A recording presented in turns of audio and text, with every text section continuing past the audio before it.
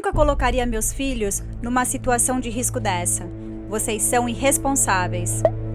Que irresponsabilidade, colocando a vida das crianças em risco. São uns irresponsáveis levar essas crianças. Adultos numa aventura assim, eu até entendo, mas expor as crianças a este perigo é algo irresponsável. Eu até iria numa parada dessas, risco de morrer, mas jamais levaria crianças, minha opinião. Me desculpe, mas vocês têm que pensar nas crianças e dar um tempo.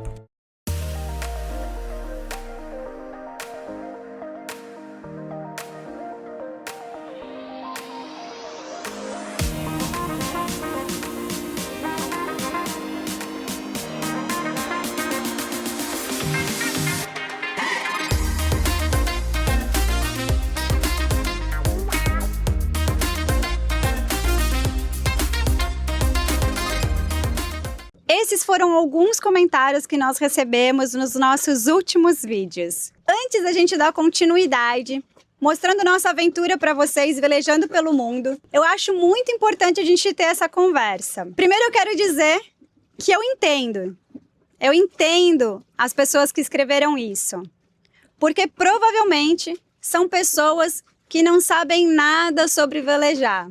Tudo bem, é normal.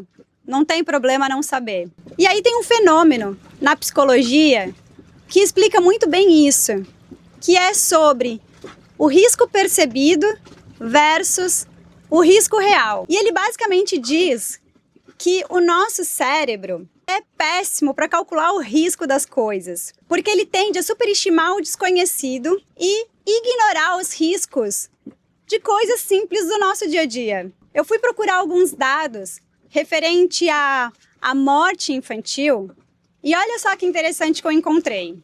As principais causas de morte infantil no Brasil, por ano, elas são de acidentes domésticos, somando 8.629 mortes.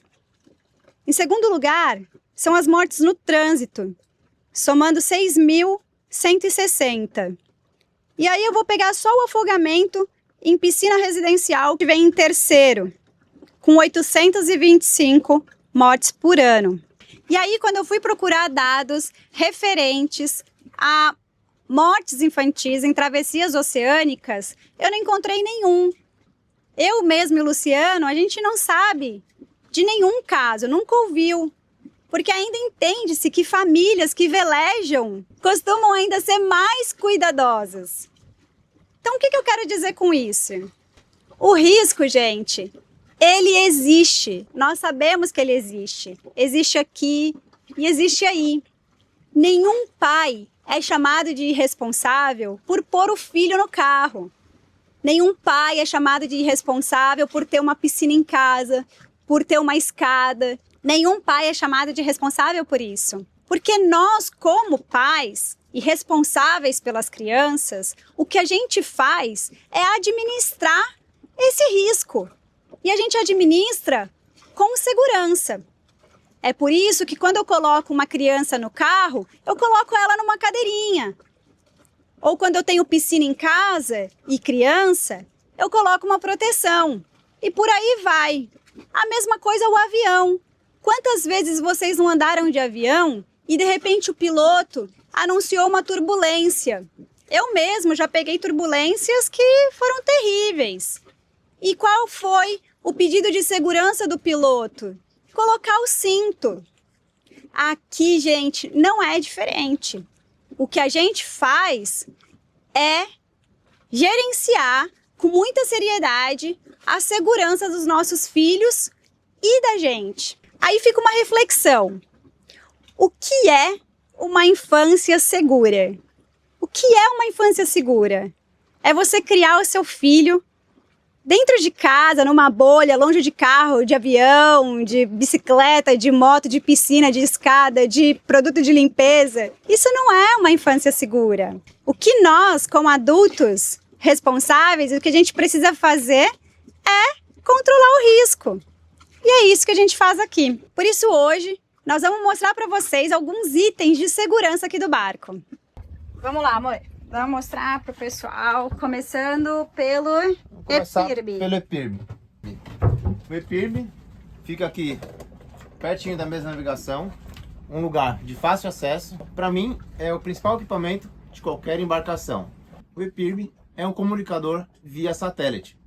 A partir do momento que a gente aciona o botão vermelho aqui, um sinal via satélite vai para todas as bases de terra e lá eles recebem a informação que tem um barco com distress ou com problema e que precisa ser resgatado. Não precisa ser afundando, né? Tem que ser um sei. problema grave, que alguém precisa Por exemplo, vir resgatar.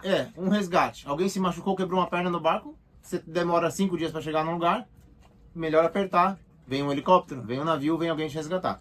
Então ele manda esse sinal via satélite para todas as bases, essas bases em terra distribuem o sinal para todas as embarcações, navios que estão aqui na tua região para vir buscar você.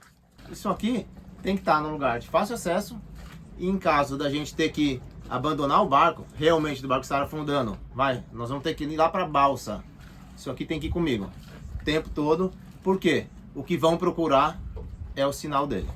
Isso é muito legal. E aí, esse aparelho, quando você também faz todo o cadastro dele, você coloca o contato de uma pessoa que você confia, né? E essa pessoa, quando a gente sai para alguma travessia, ela sabe quem está no barco. Ela sabe, por exemplo, informações básicas,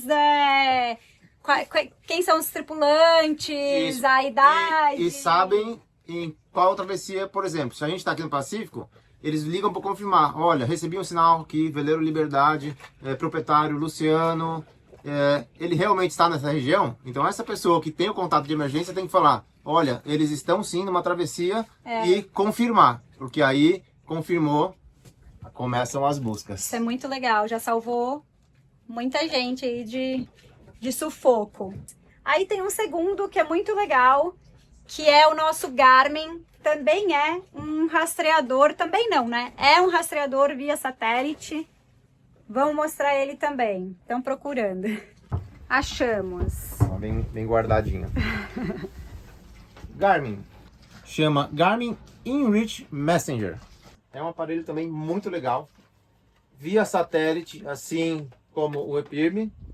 Além do botão, tem um botão SOS aqui, que se a gente abrir, apertar, vai ter a mesma função do ePIRB, vai mandar o sinal via satélite e começam as buscas. Com ele a gente consegue se comunicar com pessoas em terra, via texto, SMS com o telefone. Então ele tem um aplicativo no celular, você parelha os dois e aí vira igual um WhatsApp, você consegue conversar com qualquer pessoa no mundo inteiro. Muito legal. E outra função bem legal que ele tem é um rastreador, que você pode passar o link para as pessoas, por exemplo, nossos apoiadores recebem esse link e eles sabem exatamente onde nós estamos. A cada 1 hora ou 4 horas que eu programo, você consegue ver o barco andando ali no mapa, no planeta onde nós estamos. Então consegue acompanhar exatamente a localização da embarcação. A única coisa é que o Garmin, ele já é pago, né? Sim. Você paga por planos de mensagem. Tem uma mensalidade que você não precisa pagar todos os meses. Você pode usar ele somente numa travessia, se você quiser. Como nós estamos sempre velejando, a gente paga mensalmente, mas é uma mensalidade bem baixa, $14,99 para ter todo esse serviço. Então não é nenhum serviço assim caro e pela segurança que te dá é muito importante. E ele acabou salvando a gente na travessia do Pacífico. 23 dias de travessia, no segundo dia de travessia, a nossa Starlink parou de funcionar, ficamos sem comunicação. E aí, aqui, mandamos mensagens, familiares, amigos. O único problema foi uma coisa, que as pessoas hoje em dia não olham SMS. Então, até um familiar perceber que a gente mandou um SMS, demorou. Agora eles estão mais ligados, mas foi a única coisa que a gente demorou uns 2 dias até alguém responder um SMS. E já estavam preocupados, porque a gente estava sem mandar notícias pela internet, e aí o Garmin foi o que resolveu tudo. Agora sim, amigos velejadores responderam rápido, tá? Tô falando de familiares que não viram SMS. A Starlink também hoje em dia é um equipamento de segurança importantíssimo. Internet a bordo, né?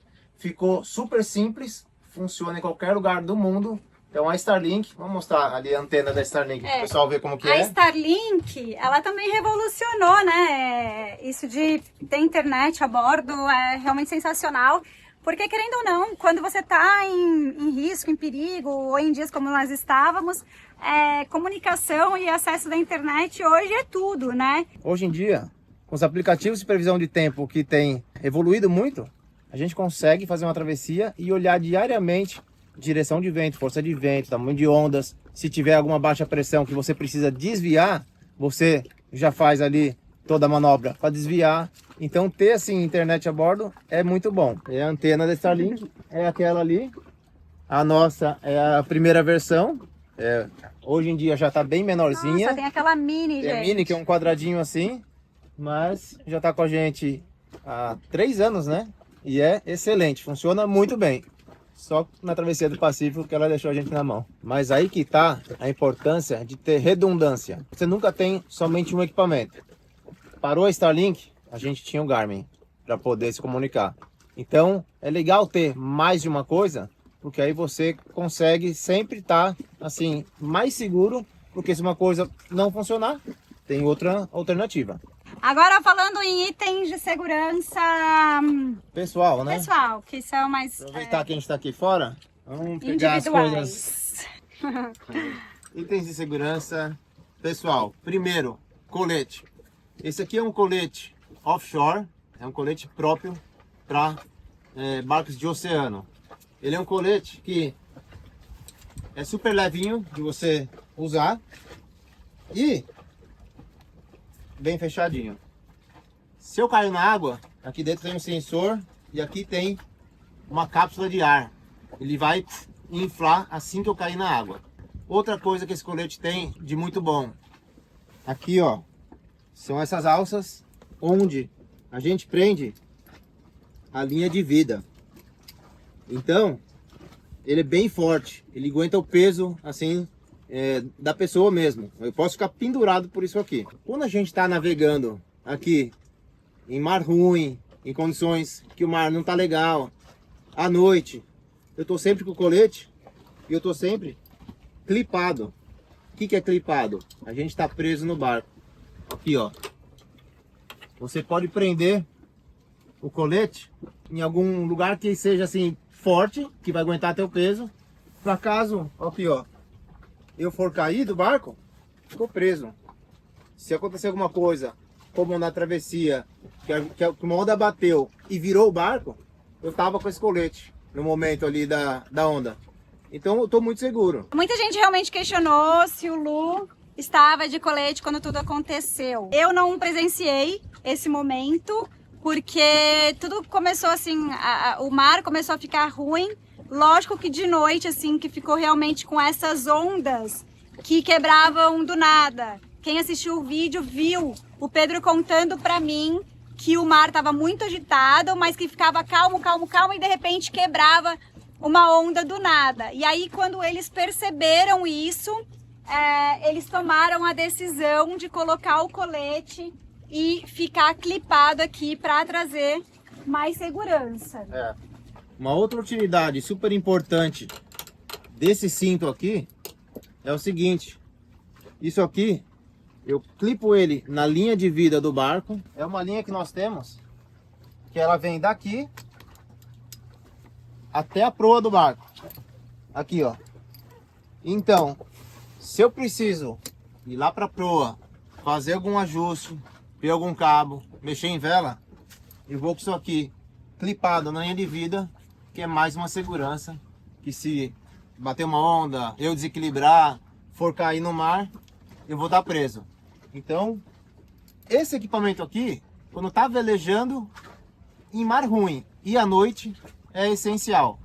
Eu, inclusive, eu sou a mais chata daqui com segurança. Luciano sabe, Pedro e Martim também presenciaram.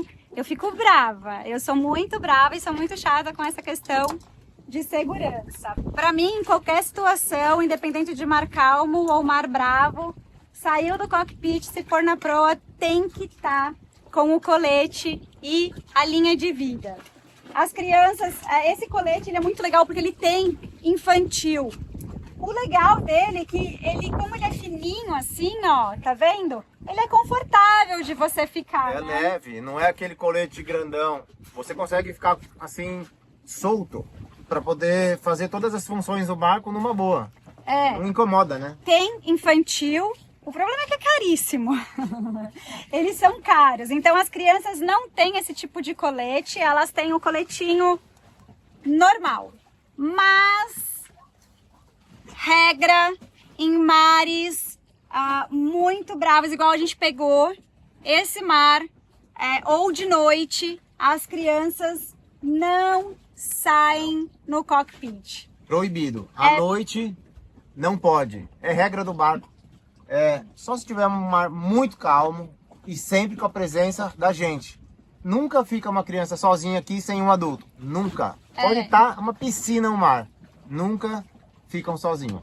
Isso. E aí tem eles já até sabem. E aí, inclusive eu não saí. Quando a situação ficou extrema, os turnos aqui fora passaram a ser intercalados entre o Luciano, Pedro e o Martim. E eu fiquei lá dentro com as crianças. Elas não saíram e também nem reclamaram. Uma outra coisa legal que nós temos aqui no barco é um fechamento lateral aqui, ó, dessa capota.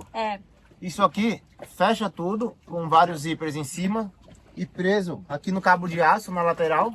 Então as duas laterais do barco ficam fechadas. Isso aí dá uma segurança extra muito boa, porque não tem como cair para fora. Fechadinho, Fica ali uma casinha mesmo, né? Fica bem fechadinho.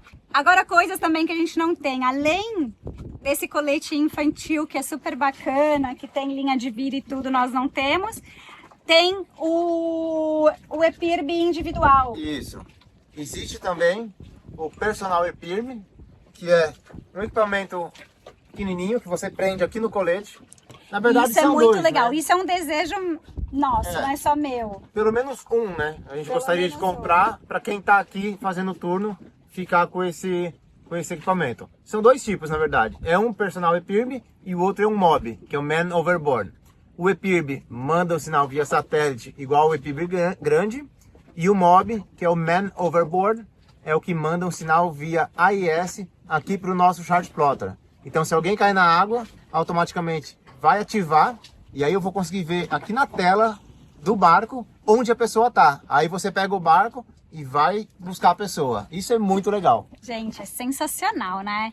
Tecnologia veio com tudo, assim, para realmente evoluir nessa questão de segurança a bordo, né? Cada dia melhor, cada dia tem equipamento novo. O que tá faltando agora? O principal. A balsa. A balsa! A balsa salva vidas. É verdade. Tirar aqui o colete. Gente, a balsa também é uma coisa muito legal. E coincidentemente, quando nós chegamos na Vuda Marina, um velejador, ele ia se desfazer da balsa dele. Não, estava vencida e não tinha como renovar. E aí ele, em vez de fazer uma revisão, ele comprou uma nova, então ele pegou a balsa dele e fez uma demonstração de como utilizar a balsa salva-vidas e foi muito legal. Acho que dá até pra pôr um pedaço aí do vídeo pro pessoal ver. Não, a gente filmou, eu vou pôr aí pra vocês verem. Foi legal até a gente foi assistir, porque ele falou da balsa e de várias, ele deu várias, relembrou todo mundo que tava lá. De como utilizar do equipamento que tem dentro da balsa. Ele é um cara que trabalha em plataforma de petróleo, então ele está muito acostumado, ele faz muito treinamento. Então ele pegou e deu um treinamento assim para todos os velejadores da Marina. Foi bem bacana. Então não, mas não só referente ao uso da balsa, assim, ele relembrou várias coisas importantes. Isso. De segurança a bordo. Foi muito bacana. Vamos lá dar uma olhada na nossa balsa salva-vidas. Aqui, ó. Essa aqui é a nossa balsa salva-vidas. É uma balsa para 8 pessoas. Ela é até uma balsa grande. O pessoal geralmente tem exatamente a quantidade de pessoas que você tem a bordo. Mas ela veio com o barco para 8 pessoas. Como que funciona uma balsa salva-vidas? Aqui ela tem um cabo que fica preso no barco. Tem que ter esse cabo que está sempre num ponto fixo do barco. Eu vou tirá-la daqui e arremessar para o mar. Esse cabo, você vai puxar ele e no fim do cabo vai ativar um cilindro de gás que vai fazer inflar aqui a balsa. Ela vai inflar e vai virar uma casinha mesmo, uma casa flutuante, onde toda a tripulação vai entrar dentro ali da balsa e aguardar o socorro, né?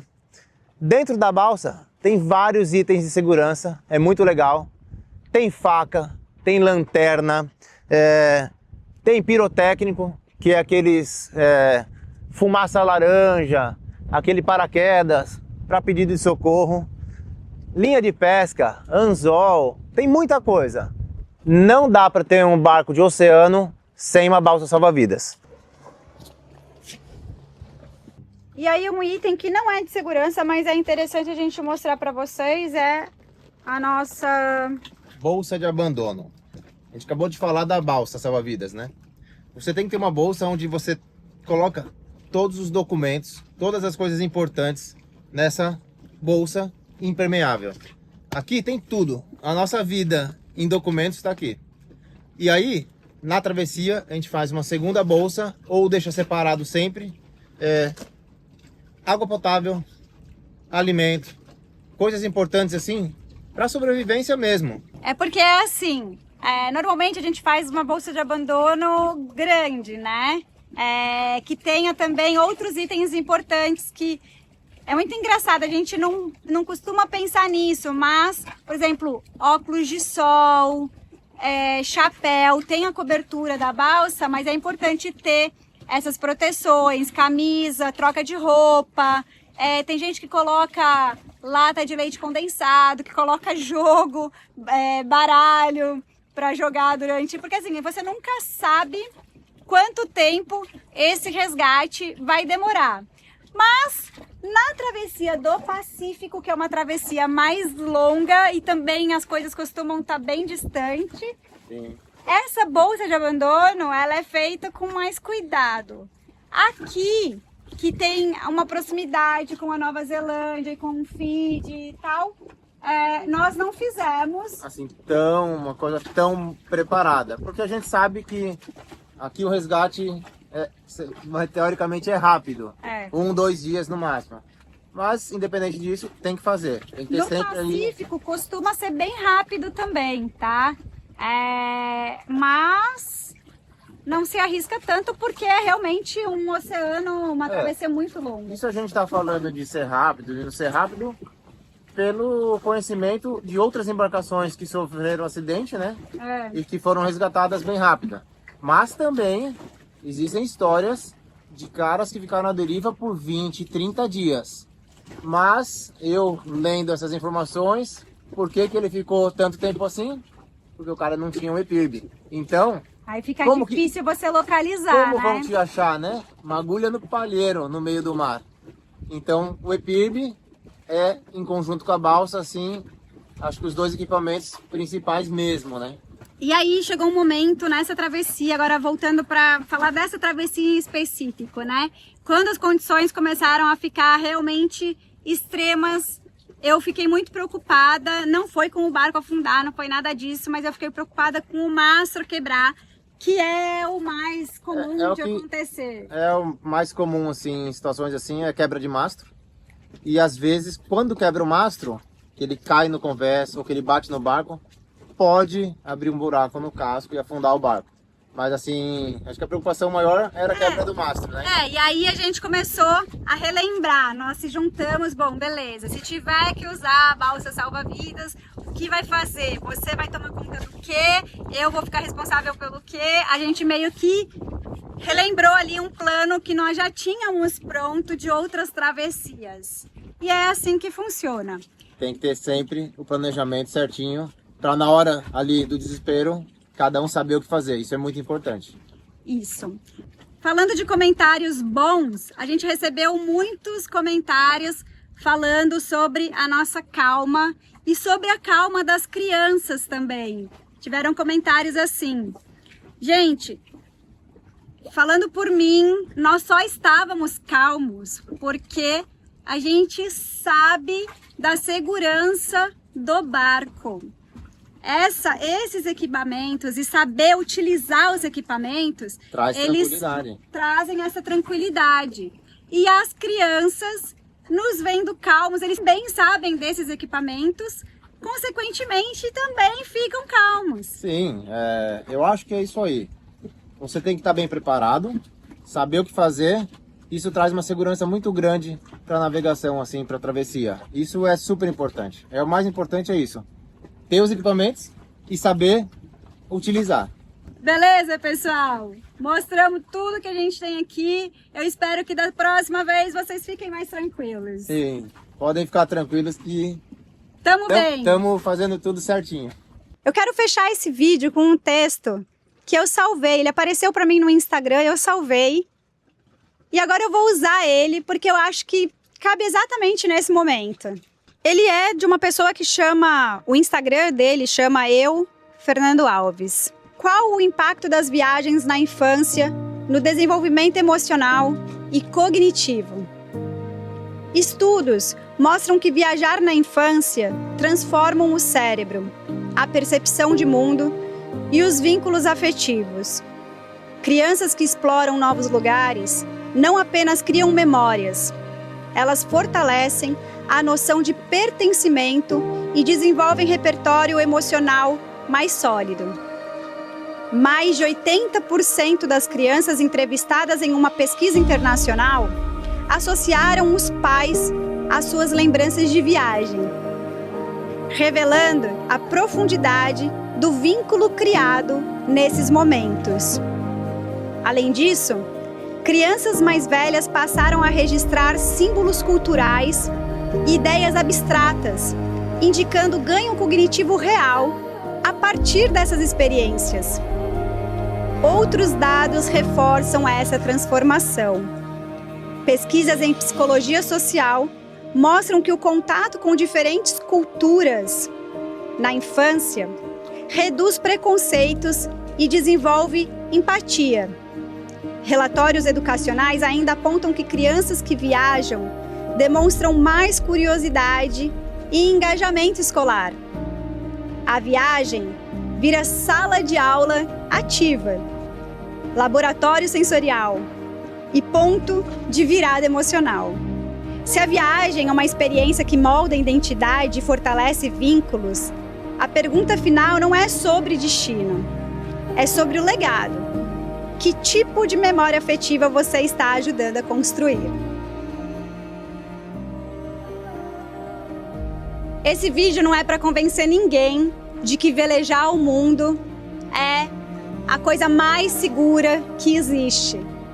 Já acabei de assumir aqui que os riscos existem. E se você continua achando que nós somos irresponsáveis, não tem problema, porque família também é isso. Cada um sabe o que é melhor para a sua.